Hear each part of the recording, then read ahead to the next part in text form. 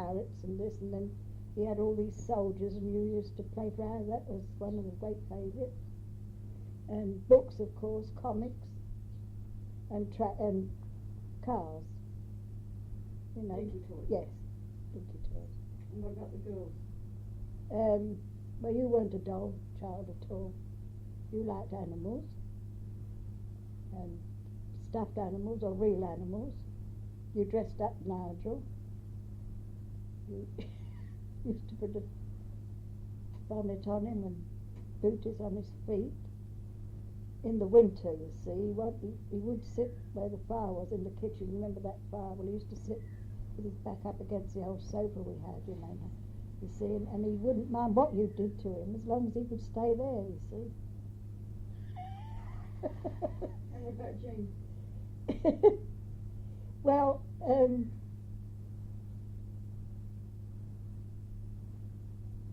you see, I was very lucky with Jean in a way, because she was 9 months when we went to Malta, when we got to Malta, 9 months, and I just more or less weaned her. And then I had Betty. Well, you see, Betty was there every morning, from about 8 to about 1, I suppose, I'm not sure.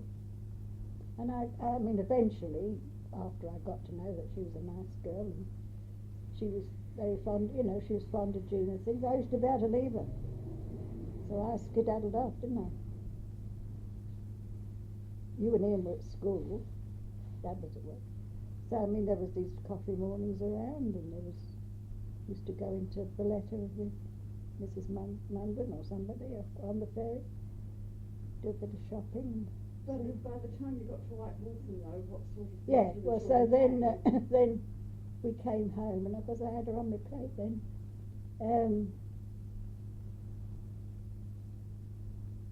There were dolls, though, weren't there? There were two. Yeah, she wasn't, yeah, she wasn't too bad, I suppose. She was a bit of a trial when we were at Auntie Jessie's, because it was up a lot, we were at the top, you see, and she couldn't go in the garden on her own, because it was too, you know, she was only, what, 4, yeah, about 4. She could, you know, so, and she couldn't go out on her own. So, I mean, it meant I'd like to take her out, or she had to stay in the house, you know. When you got to White Waltham in the new house? Oh, when we got to White Waltham in the new house, well, she was 5 then, so it wasn't long before she started school, you see. Right, so what sort of toys did the children have there when they got a bit older? Oh, I think you had bikes, you and Ian. I think Ian had a bike, I don't know about you. Then you started on your riding, didn't you? See? And, oh, she had friends on the, you know, officers, you know, so she had other kids as friends, and the whatchamacallits, Fergusons. She used to play around with them. They were, you know, the girls, one was your age, one was her age. And yeah, there's always plenty of kids to play with around the colony. But both girls had dolls. They had a special doll each. You had the doll that Dad sent you from, I don't know where he was when he said Italy, I think. Bluebell. Bluebell. Yeah. And where did Jean's special doll? I don't think she had a spike on her, did she? She had one called Janetta. Oh, I can't remember Janetta. What was she like?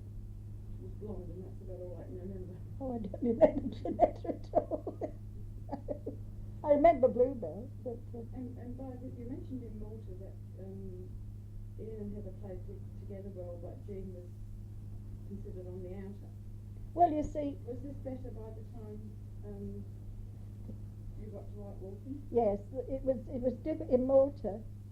You and Ian were in the same bedroom. Dad and I there was 2 huge rooms, one of which was a double bedroom, and the double bed was lost in it, they were huge.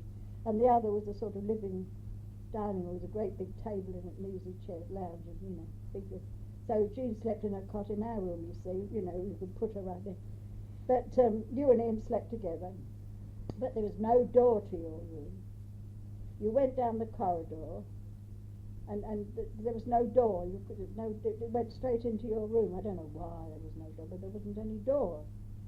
So you see, she could see you playing, if you could have gone in and shut the door, I think, you know, she might have thought you were out or anything, but she could hear you and see you, and of course she wanted to come and join in, but it wouldn't have worked, love, because she would have scattered all your, you know, you've got all this and that and all your things set out on the floor and over the beds, and you've got these games going, you know, and it would have been awful to have just let her go in and play havoc. It wouldn't be right. So by the time you got to White Waltham, were the three children playing better?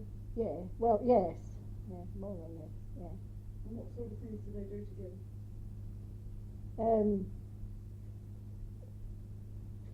Well, you both went to, was it Waltham St Lawrence you went to school? Yeah, you and then Jean eventually. You see, you had your horse on Ian. I don't know what, Ian would spend a lot of time on the airfield because it was gliders, and he got lots of gliding rides there.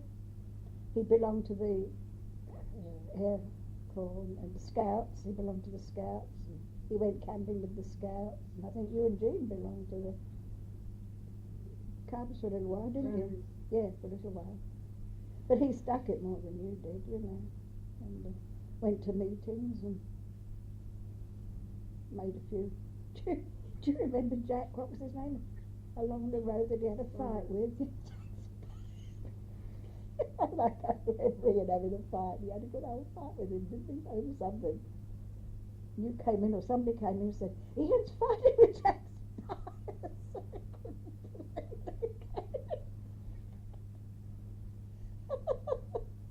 Oh dear, oh dear. Oh Lord, and then, oh, what about the dog?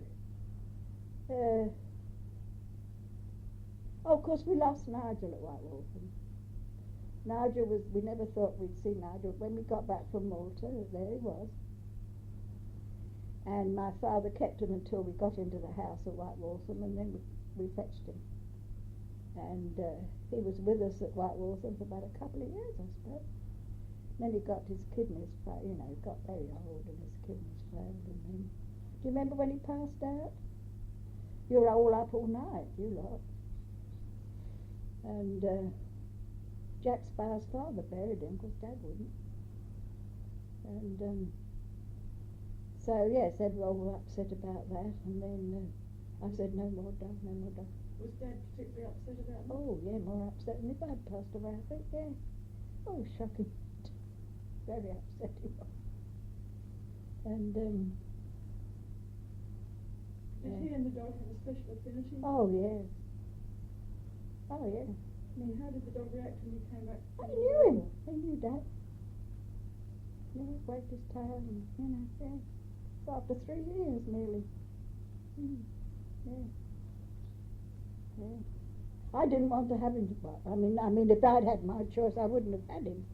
You know, I remember saying to Dad, well, look, you know, he's been down at Malden all those years in the same place, and I know he's, you know, he's fed and he's well looked after and that sort of thing. And I said, it seems a shame to, you know, because he's getting on the ground. I didn't know I had to have him. All you kids were pleased to have him anyway. And then we went into, after a good while, after a few months I suppose it was, we went into Maidenhead one day, looking into this pet shop. Do you remember? And there was this, just like Nige, really. Oh yeah. So of course in I went like an idiot.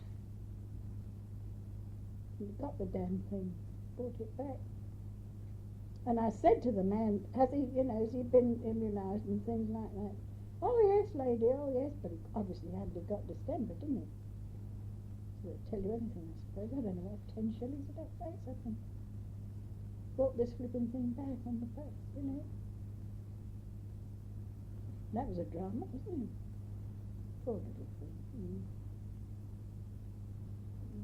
Well, we'll come to him a bit more later. I should have actually asked you before, did you breastfeed all 3 Yes. children? For how long? Well, you start to wean about 4 months. You start to give them like Firex and across that page. I had a mooly thing, you know. And then you gradually left off one feet and left off another until you finished right off. So no problems then, nothing? No. Did you read stories at bedtime? Yes, read endless stories from Ian. For the time Ian was very young, he always liked to be read to. Not only at bedtime. The day the comic came, I had to drop everything and read it from beginning to end. Because he'd follow me around. Read it, read it, read it, read it. And what about the girls? Now, you listened, but you weren't as mad as him. No. And did the girls have comics too? Oh, yes, yes. So, by the time you got to White Horse, were you still reading? Oh, no, he could read himself. When he went to school, he could pretty well read. Jean couldn't, so were you reading? I used to read, but yeah, she wasn't as in, no, she was, you know, she didn't always want it. No, she wasn't like Ian, like that, no. And what childhood ailments did they have? All the usual, measles, chicken pox.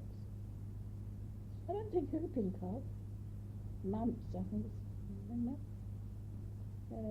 Yeah, but nothing very terrible. They were all healthy kids. Any accidents that stand out in your life? Yeah, Ian broke his arm on one of the scout camps, and he had to come home. They brought him home early. You fell off the horse once or twice, I expect, didn't you? I don't remember anything very drastic, no. No. And the house, after you lived in the caravan for 2 months, you moved to married quarters. Tell me about that. Oh, it was quite a modern, new, perfectly new, quite nice, you know, modern kitchen, and it had a hatch into the dining room, and that led into quite a biggish lounge. Downstairs loo, and upstairs there were 3 bedrooms, bathroom and another loo. Double bedroom and 2 singles. Garden? Yes, yeah, enough to grow a few veggies and things, you know, not enormous, but enough to grow a few veggies. And the grass in front, but that was cut for us and looked after by the Air Force, you know. Yeah, you could have a few flowers around if you wanted. Location? Well, White Waltham was a nice little village. It had, what was the pub? The Beehive was the pub. Had the pub and the church, where you went to Sunday school, and the village shop with the post office in it, you know, the usual. And I can't remember any other shops though. Although there might have been, but I can't remember. And what were the people that lived there like? Mostly Air Force, you see. Oh, there were some locals. Yeah, that they had a cricket team. Dad used to umpire for them on a Sunday. Some of the Air Force played, and some of the locals played. Yes, they had some. Yeah, because some were farming around on the outskirts. You know, it was country. And bus service into Maidenhead, there and back, like it would be, you know.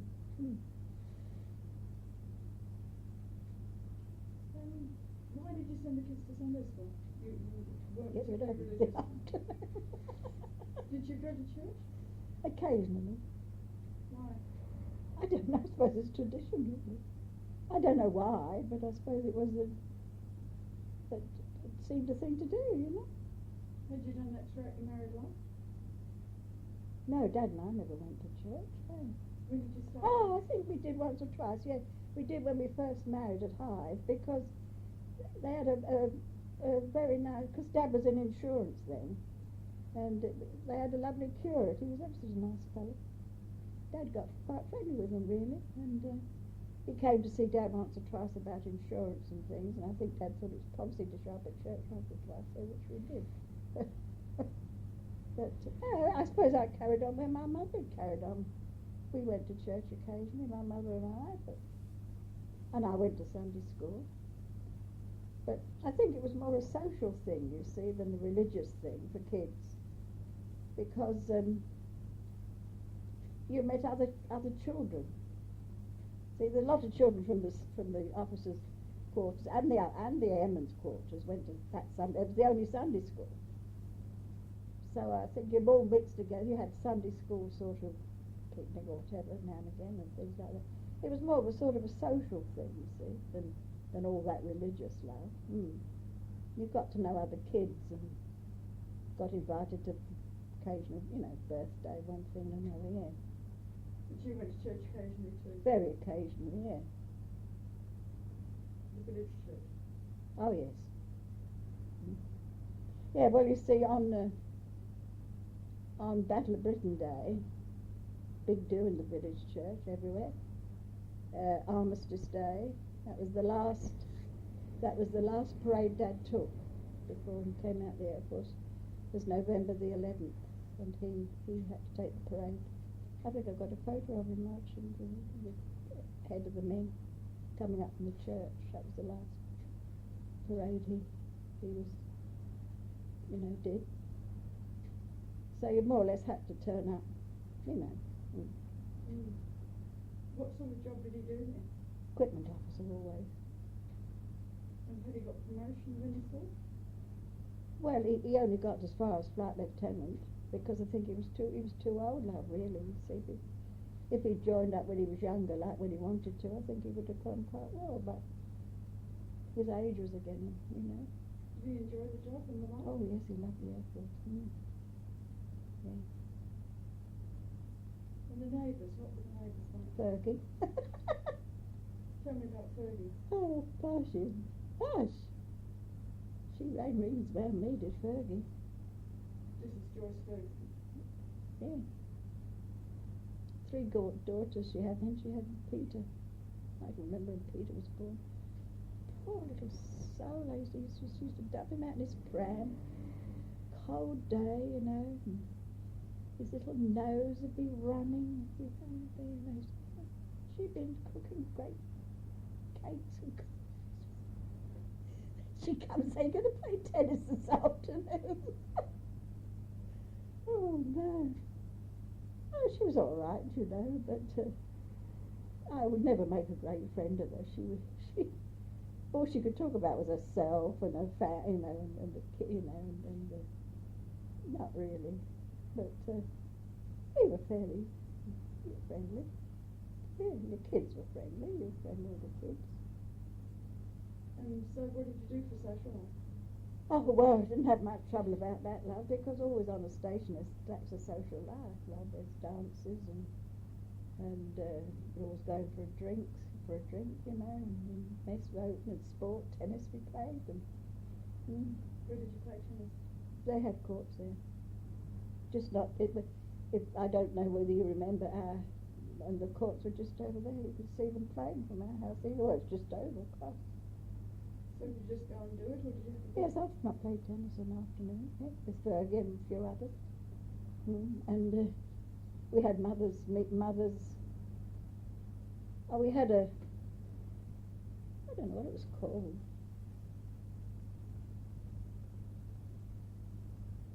It was sort of to encourage you to mix with the airmen's wives, you see, and not to be too standoffish, because there's always quite a bit of class distinction, isn't there?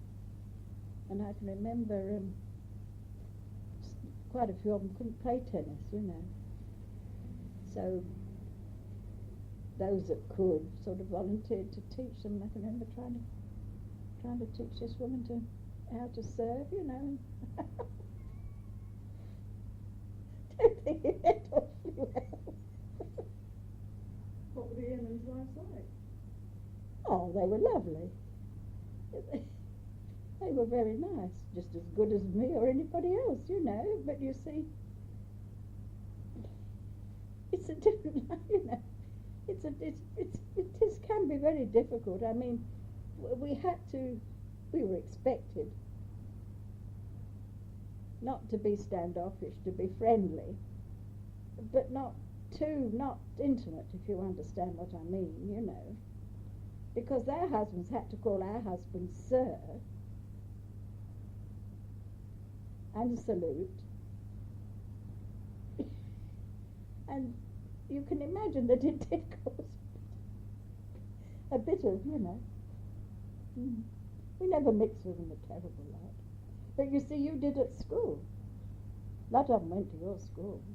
They didn't distinguish between officers' wives and airmen's wives. No, they were just Air Force children. I mean, if we'd like to be all that snobbish, then we should have sent you to a paid school, I mean, no, we couldn't afford that. Not many of us could. So you couldn't be all that snobbish, you see. So you had to be tactful if you met them in the shops or things like that, Sort of. You didn't have to be patronising. I learnt a lot. I could still do it if I have to. How did you pick up all these things? Well, I didn't know much about the Air Force when I picked it up in Malta because that was the first. I mean, Dad was in the Air Force, but then we were in, we lived civilian like in Malden, and Dad was at Cardington. I didn't, and the war came, so I didn't do anything very social there. And I had Ian as a baby, so I couldn't very well. But, I think we went to a couple of dances and somebody babysat, but not a lot. And then, no, I picked it up in Malta mostly, which of course was far worse than England for that sort of thing. So you learnt ways to behave, did you? Yes, I was told. Who told you? Who do you think? You will behave. I mean, I see the funny side of a lot of things, and I could giggle, and and Dad knew I could be very awkward if you will behave, dear. Oh yes, yes, I'll behave. I was told to behave. So did he tell you how to behave to the airman's wives? Yeah, I think in a way, yes. I think he sort of, I think what he was frightened of wasn't so much that I would see a lot of these wives, airmen's wives, and mostly naval wives, they were the blooming sight worse. Army wives were like got very big for their boots. I'm an officer's wife. Whether they were a junior officer, and, oh, terrible. Oh, some of these naval wives.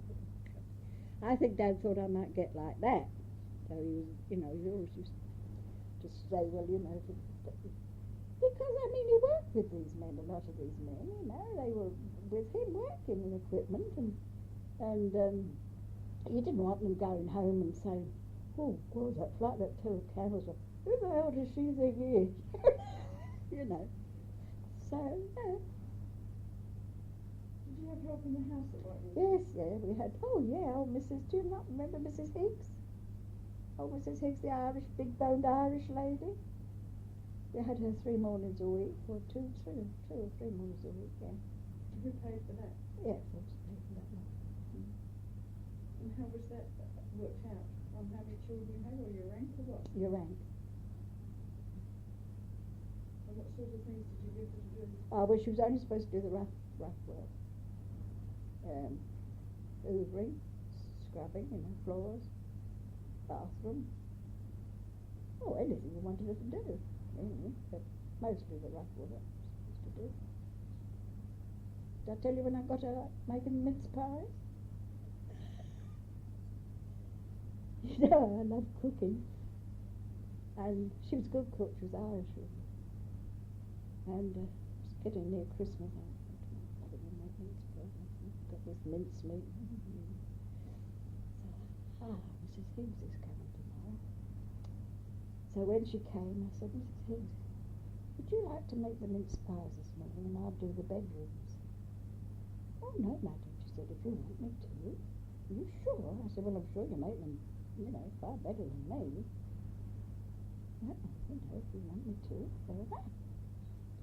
So there she is in the kitchen, the flour, the pastry she's making, and the mincemeat, she's having a ball, and the old, I said, oh, we'll have about, 3 dozen, because you have people in a minute. Well, she was having a ball. I was upstairs with the hoover, just enjoying again there. And Dad comes in the back door. He never came home in the mornings. Never. But he'd left a paper at home or something, and he'd come back for it. Never saw him from the time we went out to we came home at lunchtime. So he comes in the back door like this, he was thinking, where's the fire? Oh, she's upstairs. Oh, sure, Albert. Oh, yes, sir. I know. So he comes to the bottom of the stairs, Reed, where are you? I couldn't hear him. All of a sudden I heard this bump, bump, bump up the stairs. There he was laughing. Furious. What the hell do you think you're doing? I said, just doing the bedroom. That's specifically to what she's doing in the kitchen. I said, that's your job. This is her job.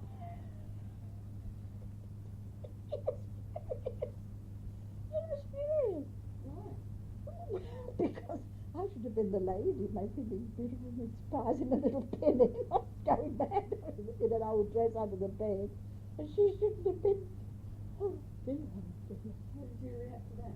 I said, well, I'm ever so sorry, but I'd rather do this than make mince pies. And she'd rather make mince pies than do this. So, it's done now. Oh, calm down. We laughed about it after. But he was mad. Oh, dear. That's funny. Well, we finished the last step talking about Mrs. Higgs. Mrs. Higgs. Did you have any other help in the house? No, it's all good. You never had a batman? No, she was a bat woman, you see. Right, so you never had a batman? No. As such? No. But class the same. Some of them had, they were one or two, but it just happened that she was a civilian, and a batman was an Air Force bloke, you see, well, there weren't too many of them, so they had to supplement them with civilian women. Did you pay rent for the house? Oh yes, we had to pay a certain amount. I don't know what it was, but yes, we did. And what sort of financial position were you in at this stage? Oh, well, not too bad. Never not flush with 3 kids ever, but not too bad. And we never had, a lot of them had other means a bit, but we never had other means, so we had to struggle along. But I went back to work a bit, yeah. Dad came home one lunchtime and he said, care to do a bit of typing? I said, oh, crumbs, I don't do much typing now. He said, well, they're very short of typists down at headquarters, in the camp, he said, and because there was nobody in the village, so the girls used to come out, the civilian typists and things used to come out from Maidenhead.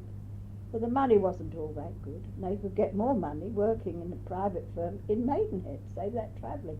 So they were getting a bit sticky, so I said, oh, So he said, oh, well, you'd be, I'm sure you'd be able to, pick it up.